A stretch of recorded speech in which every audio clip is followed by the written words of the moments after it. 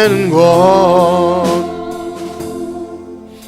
아멘. 감사합니다. 우리 옆에 계신 분과 이렇게 한번 인사합니다. 하나님이 찾으시는 예배자가 됩시다. 하나님이 찾으시는 예배자가 됩시다. 감사합니다. 드디어 로마서 12장에 들어왔습니다. 여러분은 어떠실지 모르겠죠. 저는 참 기쁩니다. 로마서 12장은 우리가 암송도 많이 하고 또 여러 번 이 본문을 가지고 설교도 많이 듣고 강의도 들었던 것 같습니다. 개인적으로 저는 로마서 12장에 대한 그 기억이 어떤 기억이 있냐면 1절 2절 가지고 이 대학 때 선교단체에서 세계관이라는 어떤 교수님이 강의를 해주시는데 이 본문을 읽고 나서 강의해 주셨던 것이 참 인상적이었어요.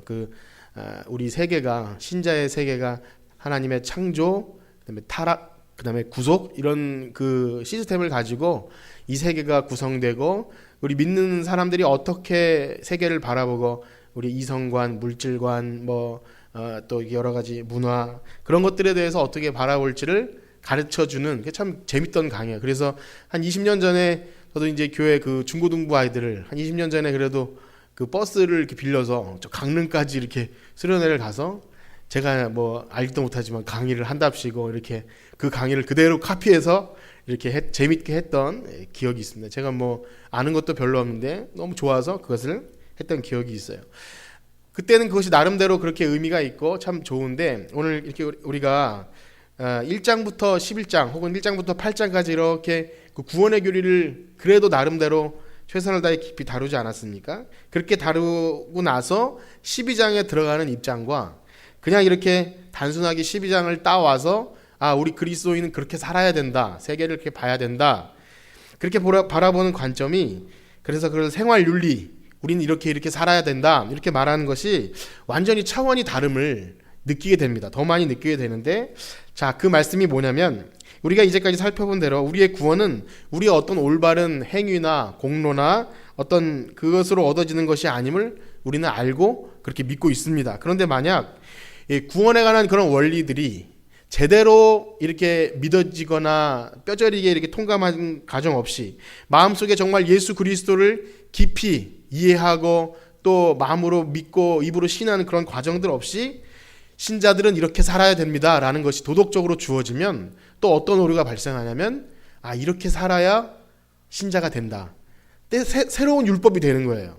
제대로 복음을 알지 못하고 신자는 이렇게 살아야 돼, 이렇게 해야 되고 주일 잘 지켜야 되고 세상에 나가서 거짓말하지 않고, 이것이 주어지면 물론 그렇게 따라할 수는 있겠지만 그것이 다시 이렇게 해야 신자가 되고 자기 공로가 되는, 다시 그렇게 복음 말고 다시 율법으로 돌아가는 그런 오류에 빠지게 됩니다. 그러기에 저와 여러분들이 오늘 이렇게 로마서의 새로운 대목인 12장으로 넘어가게 될 때 이제 신자의 실제 삶에 적용되는 생활윤리를 배우게 되는데, 우리가 꼭 알아야 될 것, 오늘은 우리가 꼭 알아둬야 될, 그러니까 이 윤리의 또 어떤 지침의 의무에 들어가기 전에 우리가 꼭 알아둬야 될 그것들에 대해서 여러분과 나누기 원합니다. 그것들은 뭐냐면 이 구원에 관한 원리들이, 이 교리들이 절대 삶과 분리되지 않는다는 거예요.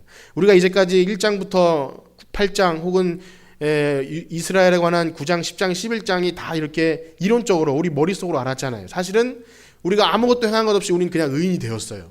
사실 우리 머릿속에서, 생각 속에서 일어난 일이에요. 성령께서 우리 원에 들어오시지만 중요한 건 그것을 어떻게 살아내느냐, 그것이 너무나 중요한 건데 이것이 분리가 된다면 굉장히 큰 문제에 봉착하는 겁니다.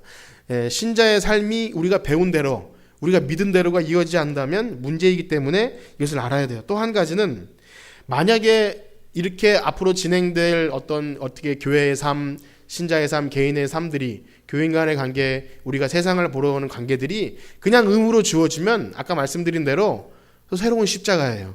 교회 안에 들어왔는데 예수님께서 말씀하신 것처럼 수고하고 무거운 짐자들아 다 내게로 와라 했는데 또 다른 멍에를 새롭게 메워주는 그런 형국이 됩니다. 그래서 오늘 저와 여러분들이 말씀을 들으시면서 우리가 신자로서 이렇게 살아야 된다라는 의무를 먼저 알기 전에 왜 그렇게 살아야 되는지, 또 그 동기와 그 목적이 무엇인지를 바로 아는 저와 여러분들 되시기를 간절히 축복합니다.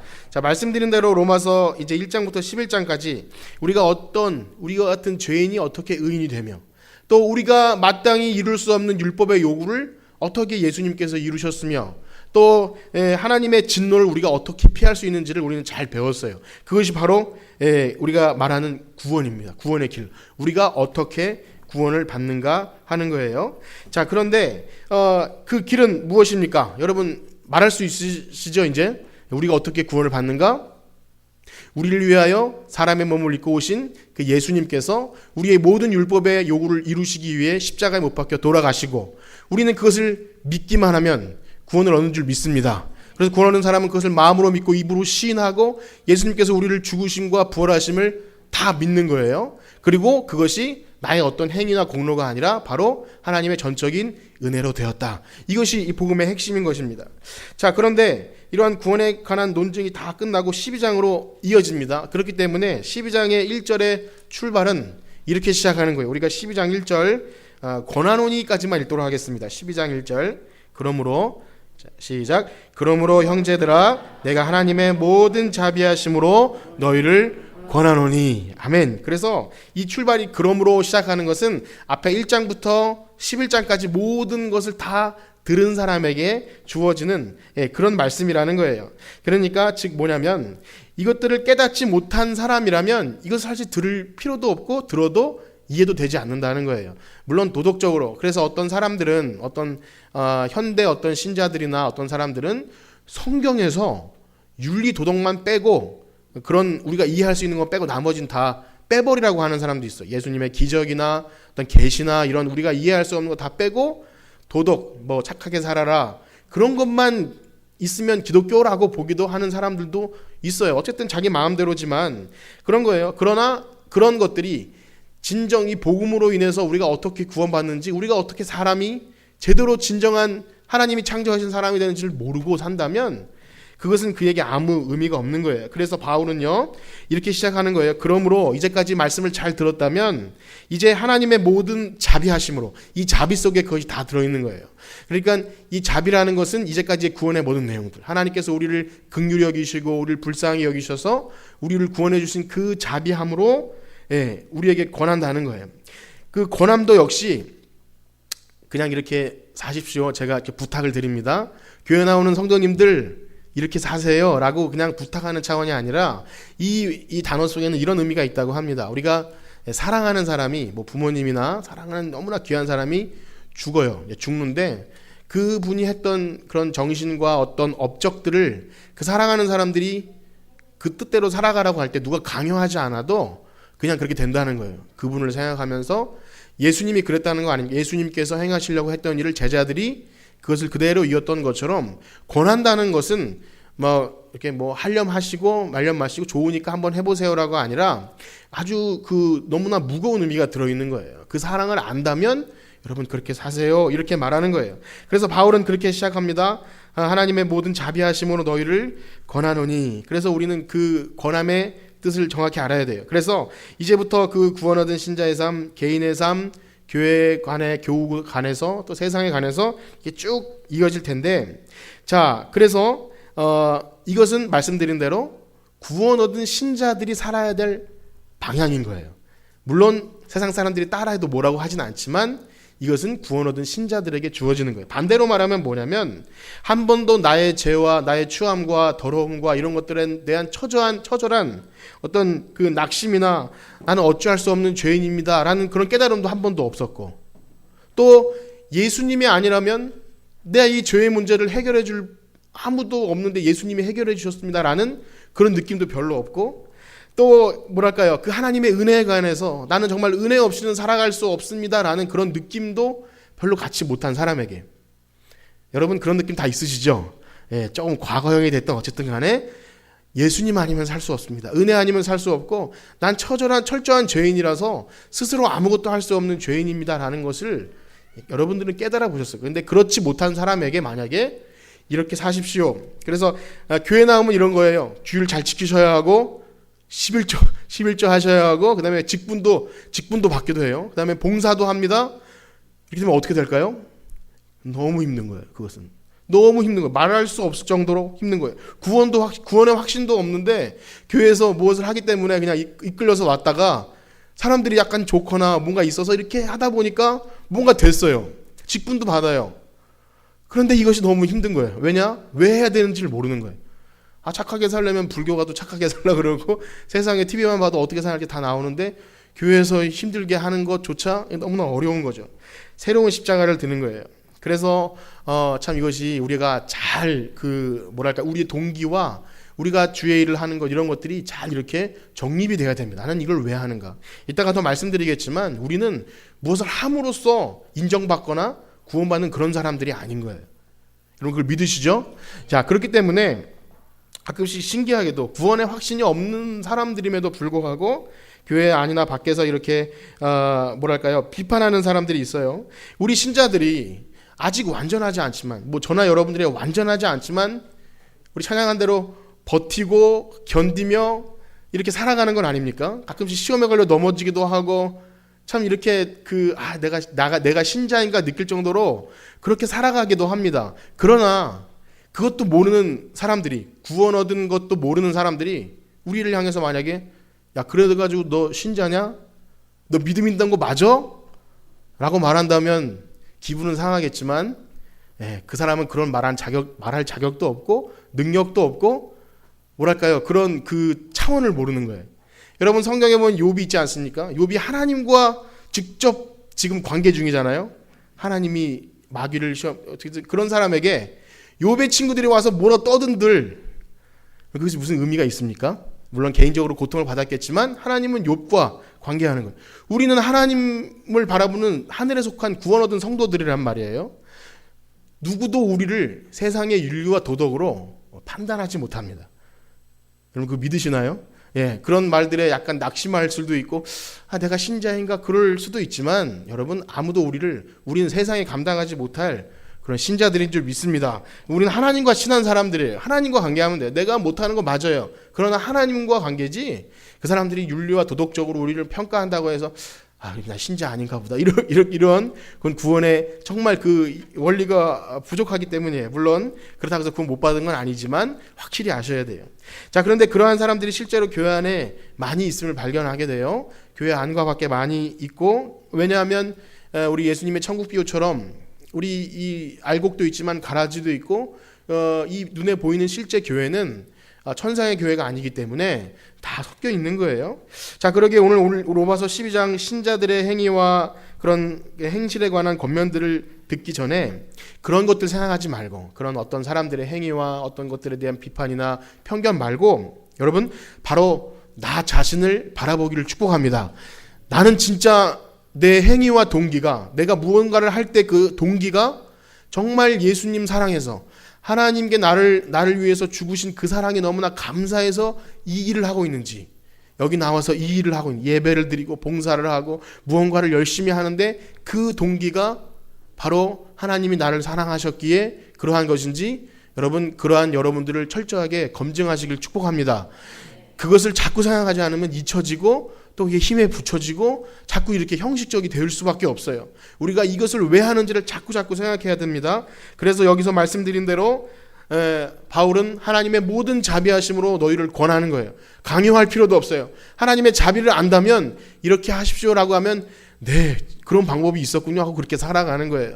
그래서 이것은 강요도 아니고 억지로 사람을 끌어붙여다가 신자 만들려고 우리가 누가 막 푸시하지 않아도 진짜 은혜가 있으면 자연적으로 되는 것인 줄 믿습니다. 옆에 계신 분과 인사합시다. 은혜로 합시다. 은혜로 합시다. 은혜로 하길 축복합니다. 자, 그렇기 때문에 다른 한편으로 생각할 때는요, 우리 그리스도인, 즉 구원받은 신자의 삶, 윤리적이고 도덕적이고 선한 삶을 살아가는 그 근본적인 동기와 목적은 세상 사람들과 완전히 다름을 앓습니다. 천지 차이라고 볼 수 있죠. 왜냐하면 그런 사람들은 행위의 문제를 최고의 가치로 봅니다. 그 사람들이 뭘 했는가, 업적, 그가 뭘 했고 어떤 삶을 살아가는가가 그들의 평가를 하죠. 그래서 그래야 좀 신자지, 그래야 교회지. 세상은 그렇게 우리를 보지 않습니까? 우리가 세상의 시선은 신경 쓸 필요도 없이 살아가야 한다라는 건 아니에요. 신경 써야 돼요. 이미지도 좀 관리해야 되고, 그것은 맞지만 그들이 이래야 신자지, 좀 도와야지, 그 사회적인 그런 문제에 관심을 가져야지, 그래야 교회지라고 하는 것이 교회의 정의가 아니라는 거예요. 우리 그걸 확실히 알죠? 물론 우리는 좀 사회에 도움도 줘야 되고 또 관심도, 이웃에게 관심도 가져야 되는 건 맞습니다. 그러나 그들이 요구하는 것대로 하는 것이 교회가 아니라는 거예요. 그들은 쉽게 그렇게 말을 내뱉지만 실상 그것이 교회가 아니에요. 그래서 우리가 비판받는 것 맞습니다. 달게 받아야 돼요. 교회가 뭐 윤리 도덕적으로 퇴보하고 있다는 소리를 들으시면 돼요. 아, 우리가 잘 못했지. 그러나 그것으로 인해 우리가 신자가 되거나 안 되거나 그것이 아니라는 것을 분명히 알아야 돼요. 만약에 그것에 이게 평가받아서 아, 신자이고 우리는 뭐 신자가 아니고 믿음이 있고 없고가 평가된다면 성경은 왜 있는 거예요? 우리가 성경을 통해서 믿고 신자가 되는데 사람들이 야, 신자가 왜 그래? 친척들이나 뭐 이렇게 뭐 믿는 사람들이 뭐 그래? 또 세상에서 이렇게 뭐 요즘 너무 시끄럽지 않습니까? 거기서 교회 다니는 사람 어쩌고저쩌고 하면 그래서 아, 나도 이제 교회 그만 다녀야 돼. 뭐 이렇게 되면 그 진짜 신자가 아닌 거예요. 버티는 거예요. 여러분 버티시길 축복합니다. 예, 우리는 은혜로 가는 거지. 예, 그 사람들의 시선이나 판단이나 편견으로 가는 게 아니에요. 자, 그래서 참 이상한 것은 믿음이 없는데도 불구하고 여러분 그것을 한번 따라 해볼까요? 자, 무엇을 행하냐가 중요한 게 아니라 왜 그것을 행하냐가 중요하다. 예. 제가 말씀드린 걸 잘 생각해 보세요. 우리가 무엇을 행하는 건 중요하지 않아요. 물론 하긴 해야 됩니다. 그러나 누가 이걸 잘했대? 누가 그것을 해서 참 거룩해 보여? 그 사람은 참 신앙이 있어? 그렇게 평가받는 게 아니라 그 사람이 왜 그것을 하냐가 너무 중요한 거예요. 그래서 무엇을 행하냐에 따라 신자가 되는 게 아니라 왜 그것을 하느냐, 그것에 의해서 우리 스스로는 알고 있어요. 그래서 이상한 것은요, 이렇게 말씀을 준비하면서 가끔씩은 믿음이 없는데도 불구하고 선하게 사는 사람도 있어요. 예, 가끔씩 보면 제가 부끄러울 정도로 교회 안 다니는 사람 중에도 도덕적으로 사는 사람도 있죠. 그 어떤 신자는 별로 믿음이 없어 보이는데 착하게 사는 사람도 있다는 거예요. 자, 그래서 이렇게 한번 정리를 해봤습니다. 두 부류의 사람이 있어요. 첫 번째는요, 그야말로 그의 삶에 혹은 그런 어떤 전통에 도덕적인 것이 삶의 가치의 우선이에요. 어떤 철학적인 영향도 있고, 우리 뭐 동양도 그 유교 사상이 뭐 덕 아닙니까? 덕. 인의 예지. 그래가지고 막 어쨌든 사람으로 제대로 살기 위해서 덕을 쌓아야 되고 어떤 것이 좋은 것인지. 서양도 그럽니다. 서양도 공리주의라 그래가지고 도덕적으로 사는 것이 행복하다 이런 주장이 있고요. 제가 잘은 몰라도 그 도덕 때문에 신을 증명하기도 해요. 여러분 처음 들어보시는지 모르겠지만 이 칸트라는 사람은요, 신을 어떻게 증명하냐면 도덕적으로 살기를 사람들에게 얘기할 때. 생각해 보세요. 여러분 신이 없다면 도덕적으로 살든 안 살든 한번 죽고 끝나는 것이 끝이면 착하게 살 필요가 있나요, 없나요? 물론 뭐 없다고 말하면 좀 문제가 되겠지만 그때 그걸 증명해. 신이 있기에 도덕적으로 살면 보상을 해줄 것이다. 이렇게 증명을 한단 말입니다. 어쨌든 그들의 마음속에 그런 하나님에 대한 뭐 아주 그런 것 때문에 하기도 해요. 또 한 가지는요, 사실은 신자 속에서 이런 경우가 많은데 뭐 하나님의 예수님의 우리의 대속하심, 십자가, 또 구속, 또 우리가 그리스도의 사랑에서 끊어지지 않는다 이런 교리는 상관없이 하나님이란 분이 있다면 내가 제대로 못하면 날 벌 주실 거야. 그것 때문에 착하게 살려고 애쓰는 사람도 있단 말이에요. 사도 바울도 그런 사람 중에 하나였어요. 그러나 사도 바울은 그것을 지나고 나서 보니까 배설물처럼 여겼다 그랬어요. 나도 그렇게 천한 삶을 살았고 율법을 잘 지키며 살았지만 지나고 나서 그리스도의 은혜를 알고 보니 그것이 참 배설물이다. 똥 같은 거였다. 그렇게 고백을 합니다. 자, 제가 여러분들 그렇게 말씀드렸지만 이 문제를 오래 다룰 필요가 없어요. 그들이 그렇게 사는 것, 방금 말씀드린 대로 그것은 그들의 삶이고 중요한 건 바로 우리 자신이에요. 우리의 구체적인 동기는 여러분 무엇입니까? 그 동기는 무엇입니까? 그것은 바로 구원에 이르게 하는 하나님의 말씀, 곧 진리의 복음인 줄 믿습니다. 그건 너무나 중요한 사실이에요. 그래서 오늘 특별히 여러분들에게 오늘 1장부터 8장까지 계속되어진 인간의 본질과 우리가 변화된 신분 이런 것들을 조금 시간이 걸리더라도 말씀을 몇 군데 찾아서 이 교리 있지 않았습니까? 교리, 굵직굵직한 교리들, 우리가 구원에 이르는 진리에 관해서 몇 가지 찾아보고 그렇게 마무리를 짓도록 할 텐데요. 먼저는요, 이 중요한 동기인 첫 번째는 로마서 1장 21절 말씀을 한번 읽어보겠습니다. 로마서 1장 21절. 자, 화면을 보시면서 할까요? 시작. 하나님을 알되 하나님을 영화롭게도 아니하며 감사하지도 아니하고 오히려 그 생각이 허망하여지며 미련한 마음이 어두워졌나니. 이게 어떤 상태냐면 바로 우리가 예수님 믿기 전의 상태라는 거예요. 우리는 죄인이라는 거죠. 전적인 타락을 말하는 거예요. 전적인 타락 많이 들었지만 우리의 신분이 원래는 하나님 없었다면 전적인 타락해서 허망하여지고 생각하는 것은 허망하고 미련하고 마음은 어두워졌다는 것을 알지 못하면 우리가 그것을 행할 능력이 없다는 것을 먼저 알아야 된다는 거예요. 여러분 그것을 다 아시죠? 그건 우리가 믿음으로 고백하기도 하고 실제 우리가 그런 사람인 것을 스스로 다 압니다. 하나님이 없었다면 정말 아무런 가치도 없는, 그러니까 그전에는 사람이 아니었다는 거죠. 우리 기독교는 이렇게 얘기도 합니다. 진정한 사람이 되어가는 것. 그런 얘기 안 들어보셨죠? 그래서 전에는 사람이 아니라는 거예요. 진정한 하나님이 창조하신 그 사람의 형상을 회복하는 것이 우리 사람이라는 거예요. 좀 그렇게 드리면 그렇지만 예수님을 모르고 구원받지 못한 사람은 사람이 아니라는 거죠. 사람이 아닌 분이다 이렇게 되는 거예요. 사람이 아닌 거예요. 자, 그렇습니다. 아담 아래에 속한 모든 인류는 다 죄 아래 빠져 있다. 이것이 하나의 중요한 교리인 거예요. 전적인 타락의 상태. 우리의 신분을 모른다면 우리가 뭐 착하게 살아야 될지 이런 노력을 계속 한다는 거죠. 그래서 두 번째는요. 하나님의 전적인 은혜로 구원받았다는 사실을 다시 깨닫는 거예요. 로마서 3장 23절과 24절을 한번 같이 또 읽어보겠습니다. 로마서 3장 23절과 24절입니다. 시작. 모든 사람이 죄를 범하였음에 하나님의 영광에 이르지 못하더니 그리스도 예수 안에 있는 속량으로 말미암아 하나님의 은혜로 값없이 의롭다 하심을. 아멘. 그렇습니다. 우리가 선한 삶을 살기 위해 노력해도 그 전적인 타락 상태에서 아무리 선한 삶을 살기 위해 노력해도 모든 사람이 다 죄를 범하여서 하나님의 영광에 이르지 못하는데, 그러나 예수님의 그 속량, 그 대속의 은혜로 말미암아 우리가 이제 예수님 안에 있으면 의로워질 수 있다. 그러면 그 은혜 때문에 우리가 하나님이 기뻐하시는 삶을 살게 된다. 이것을 알게 되는 거예요. 자, 제가 말씀드리는 것은 굵직굵직한 교리입니다. 우리가 굉장히 오랜 시간을 거쳐 이렇게 말씀드렸지만 정리를 다시 한번 해드리는 거예요. 자, 그리고 세 번째는요. 로마서 5장 1절과 2절인데요. 한번 말씀을 같이 읽어보겠습니다. 로마서 5장 1절 2절 시작. 그러므로 우리가 믿음으로 의롭다 하심을 받았으니 우리 주 예수 그리스도로 말미암아 하나님과 화평을 누리자. 또한 그로 말미암아 우리가 믿음으로 서 있는 이 은혜에 들어감을 얻었으며 하나님의 영광을 바라고 즐거워하느니라. 아멘. 세 번째는요.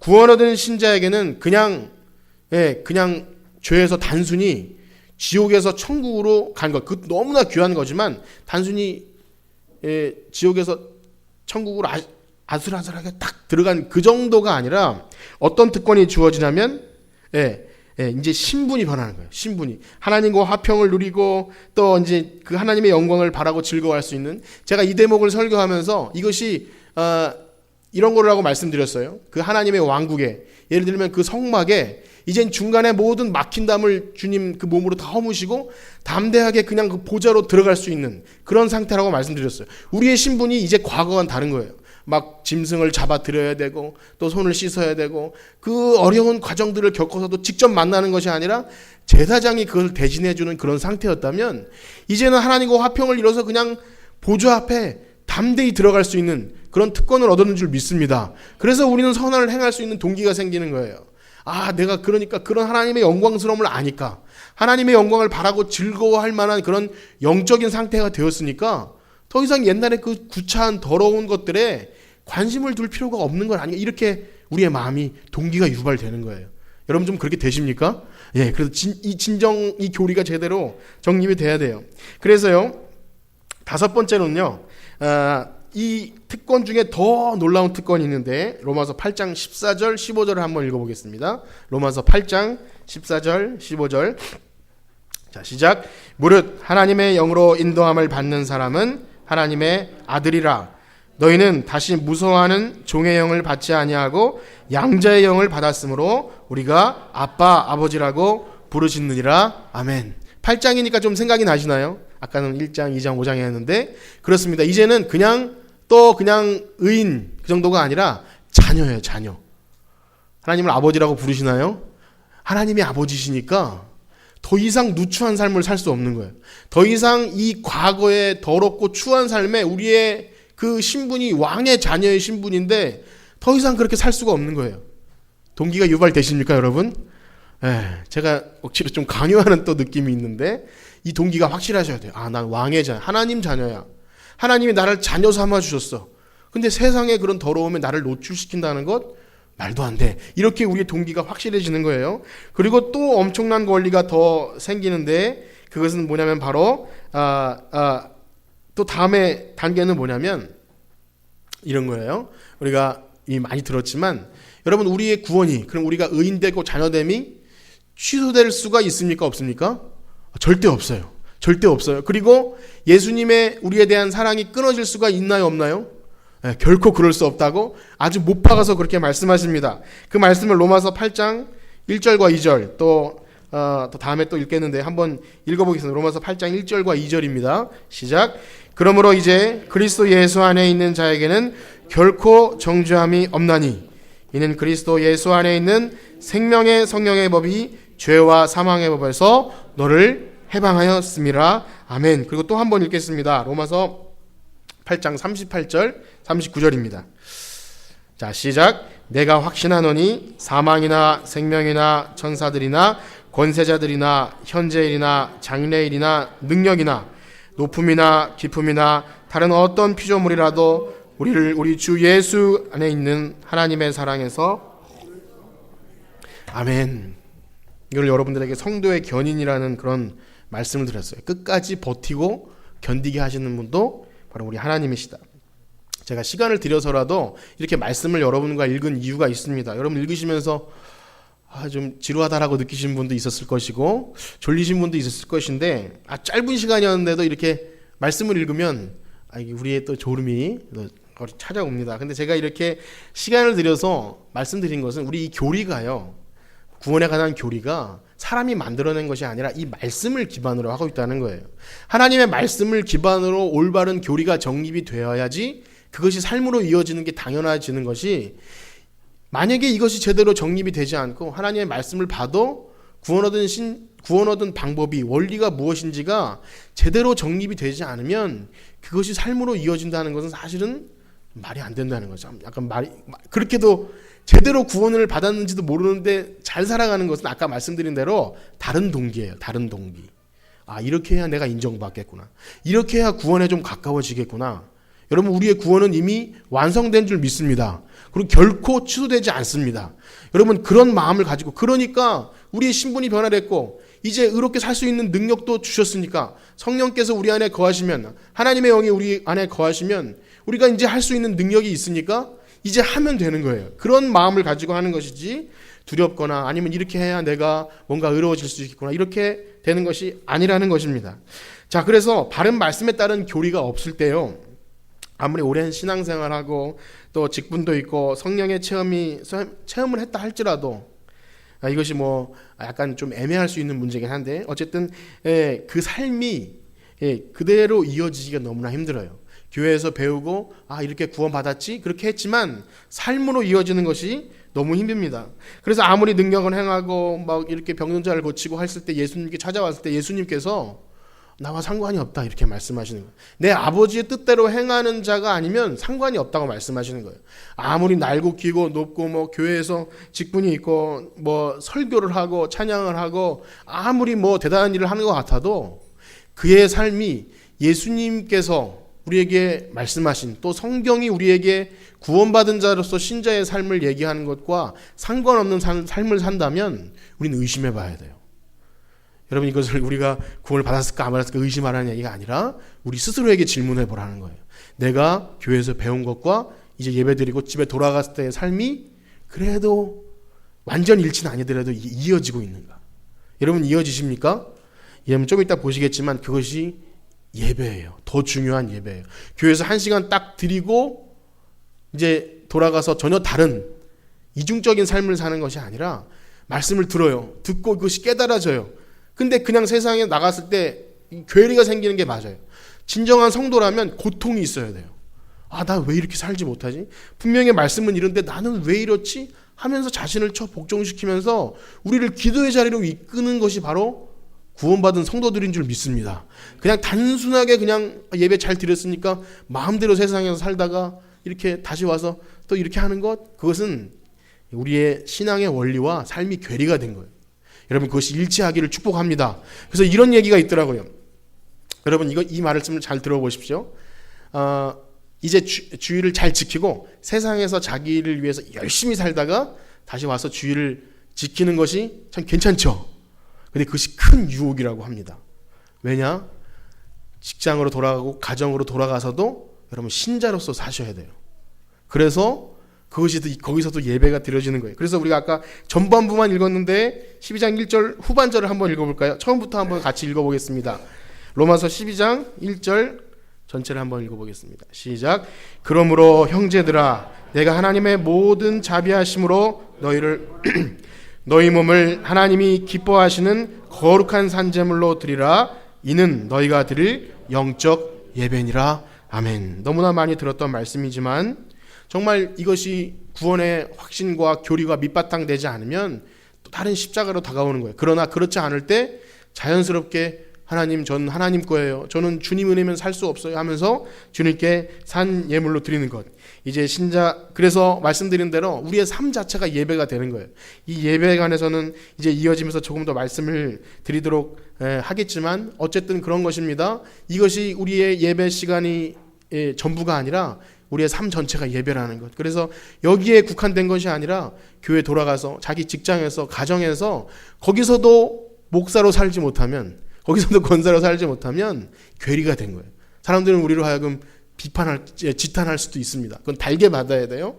그래서 우리는 우리의 삶 자체가 하나님, 제가 교회에서만 목사고 권사고 장로가 아니라 집에 돌아가서도 그런 영적인 권위를 살고 예배하는 우리가 되게 하여 주시옵소서. 여러분, 그런 우리 스스로에게 그런 다짐을 하길 축복합니다. 말씀을 마치면서 제가 고린도전서 13장 우리가 잘 아는 그 1절부터 3절 말씀을 한번 읽어드릴 텐데요.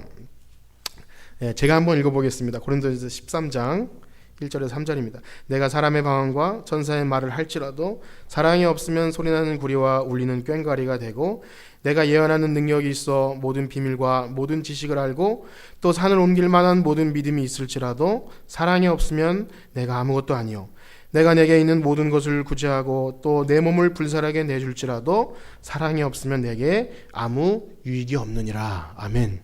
이 말씀 너무나 잘 아는 말씀인데 우리 신자로서 너무나 중요한 삶의 지침이 됩니다. 그런데 오늘 말씀과 관련해서 우리 신자가 옳은 행실을 보이고 무언가 대단한 것, 또 여기 보면 구원의 비밀을 알고 성령의 능력을 행하고 산을 옮길 만한 믿음이 있을지라도 하나님을 섬기는 마음이 사랑에서 기반되지 않으면 그것은 우리의 행위에 들어갑니다. 우리가 우리가 무엇을 행했지. 그러나 사랑이 기반될 때 하나님의 사랑 때문에 일을 하는 거예요.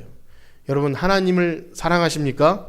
하나님 사랑하길 축복합니다. 하나님이 우리를 먼저 사랑하셨고 그 사랑 때문에 아들을 주셨기 때문에 그 사랑에 감복해서 내가 이 많은 일들을 하는 거예요. 우리가 무엇을 한다면 그 사랑 때문에 하는 거예요. 여러분, 다시 한번 물어볼게요. 하나님의 기쁨이 되시길 원하십니까? 그 원리는 간단합니다. 하나님을 사랑해야 돼요. 먼저 하나님을 사랑해야 돼요. 우리가 하나님을 사랑하지도 않고, 우리가 한번 단순하게 생각해 보세요. 누군가를 사랑할 때 우리가 변화되지 않습니까? 첫사랑의 뜨거움을 한번 생각해 보세요. 연애 시절에 누군가 사랑하는 사람이 있을 때 내가 변해요. 결혼하기 전에는 수많은 약속을 합니다. 다른 삶을 살겠다고. 또 우리의 습관도 많이 고치고. 그래서 그 다음에 잘 못 살아서 문제지. 어쨌든 우리는 우리 자신을 변화시키고 내가 좋아하는 사람이 어떤 내 삶을 원할까 할 때 우리를 고쳐나가요. 그것처럼 내가 하나님을 너무나 사랑하기 때문에 난 이렇게 살아야 돼. 그렇게 돼서 우리를 부르신 목적이 선한 일을 위하여 창조받았는데 그것을 알기 위해서 먼저 하나님의 그 사랑의 넓이와 깊이와 높이가 어떤지를, 그 사랑이 얼마나 크고 높고 깊은지를 분명히 알아서 그러한 삶을 살아가는 여러분들 되시길 간절히 축복합니다. 우리 찬양 드리시고 마실 텐데요. 나 주님의 기쁨 되기 원하네. 내가 원하는 한 가지 주님의 기쁨 되기 원합니다. 사랑하는 마음으로 우리 찬양하시고